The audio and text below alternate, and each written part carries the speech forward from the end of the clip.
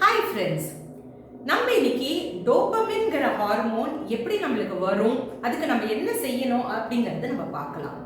So dopamine அப்படிங்கிறது ஒரு reward hormone. So ரிவார்ட்னா நம்மளுக்கு பரிசு கிடைக்கிற மாதிரி ஒரு ஹார்மோன்.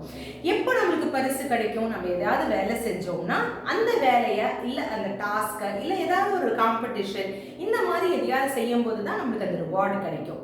ஸோ நம்ம ஒரு நாளைக்கு என்னெல்லாம் அந்த மாதிரி பண்ணினா நம்மளுக்கு அந்த ரிவார்டு கிடைக்குங்கிறத பற்றி நம்ம பேசலாம்.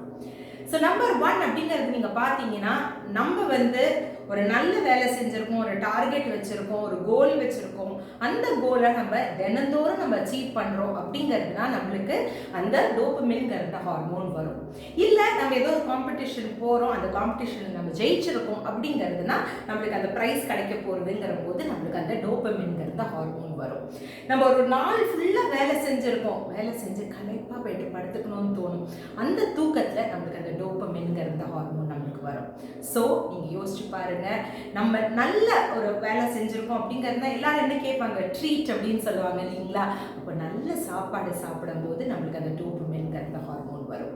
ஸோ ஃப்ரெண்ட்ஸ், நம்மளுக்கே கொடுக்கக்கூடிய ஒரு ரிவார்டு அப்படிங்கிறது தான் அந்த டோபமின்ங்கிற ஹார்மோன். கண்டிப்பாக நீங்கள் தினந்தோறுமே ஏதாவது ஒரு கோல் செட் பண்ணி நீங்கள் அச்சீவ் பண்ணுங்க. அப்போ இந்த ஹார்மோன் எப்போதுமே உங்களுக்கு வந்துட்டே இருக்கும். அப்போ நீங்கள் உள்ளேருந்து ரொம்ப ஹாப்பியாக இருப்பீங்க. ஸோ டோஸில் டி டோபமின் ரிவார்ட் ஹார்மோன்.